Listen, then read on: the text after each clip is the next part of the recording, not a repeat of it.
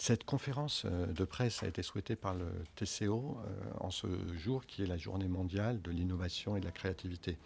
Et en fait, ça prolonge un effort qu'on a fait depuis quelques mois pour répondre à un AMI, donc un appel à manifestation d'intérêt qui a été lancé dans le cadre de France 2030, qui s'appelle Pôles territoriaux des ICC.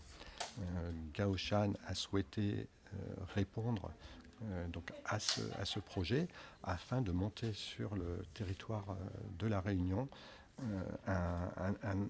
de mettre ensemble en fait, tous les acteurs du cinéma d'animation, qui est notre premier secteur, mais du cinéma en général, du jeu vidéo, du spectacle vivant, puisque aujourd'hui le spectacle vivant, alors on peut avoir des concerts dans Fortnite, le métaverse, etc.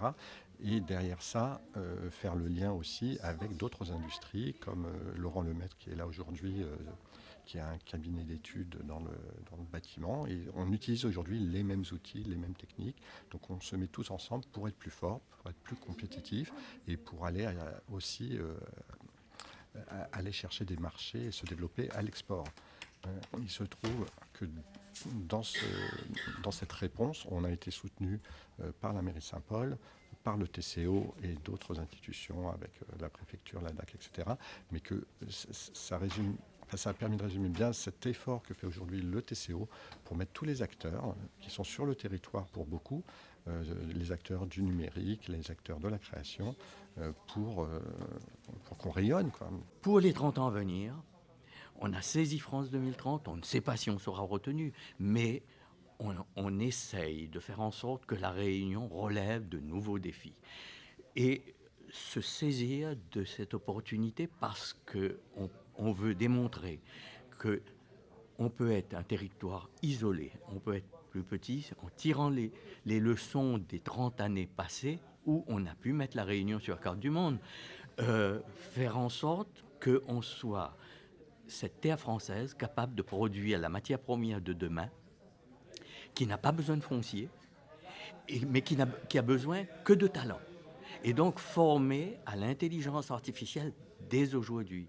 Mais comme, si vous voulez, aujourd'hui, l'intelligence artificielle et cette matière première qui s'appelle les data et les datasets sont confisqués par les géants du monde. C'est-à-dire, vous les connaissez, hein, que ce soit ceux de l'Ouest et ceux de l'Est, mais c'est confisqué par Internet. Et nous, on dit, il est possible d'avoir une production plus vertueuse.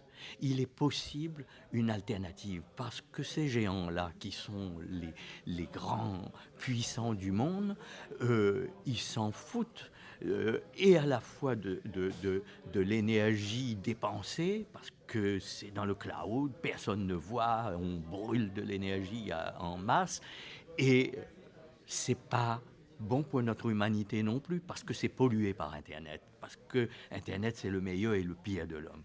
Et nous, on dit qu'il y a une alternative, et l'alternative serait de produire des datas et des datasets non pollués et non confisqués par les géants.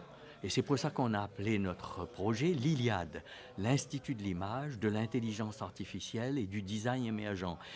Manière de dire, c'est un clin d'œil, et si c'était notre Odyssée, on aura à se battre contre les géants. Ils ne vont pas nous laisser tranquilles, d'accord? Par contre, on peut être sûr d'une chose, c'est que nous avons la richesse du Nil, qui est un bourgeon magmatique de la Terre, dont l'identité de la population se forge aujourd'hui encore dans le creuset magmatique de l'interculturalité, de l'intercivilisation. Et ça nous donne la possibilité de cultiver des données que, aujourd'hui, la nourriture qu'on donne pour éduquer l'intelligence artificielle, c'est celle développée par les anglo-saxons. Et là, nous, on veut donner une nourriture plus universelle. Et ça nous donnera des longueurs d'avance. Et sur l'aspect de l'énergie, c'est se dire, et si on est capable de développer un réseau décentralisé? Le jeu vidéo, contrairement à nous, n'est pas atteint du syndrome de Babel. Il peut franchir les frontières et on peut créer ensemble des données nouvelles. Et ce qu'on peut créer de nouveau, c'est un réseau décentralisé où votre ordinateur, mon ordinateur, l'ordinateur du voisin, etc., participe au calcul et on ne va pas brûler encore plus de l'énergie pour pouvoir fabriquer ces données. Ces données se feront grâce à un réseau d'acteurs, d'individus, et là on remet l'homme au cœur de la stratégie du développement de son humanité. Voilà. Alors, d'où l'importance de cultiver le réseau. Vous avez vu, on démarre jamais seul. C'est avec un réseau. Il faut l'échange d'expériences. On n'avait rien.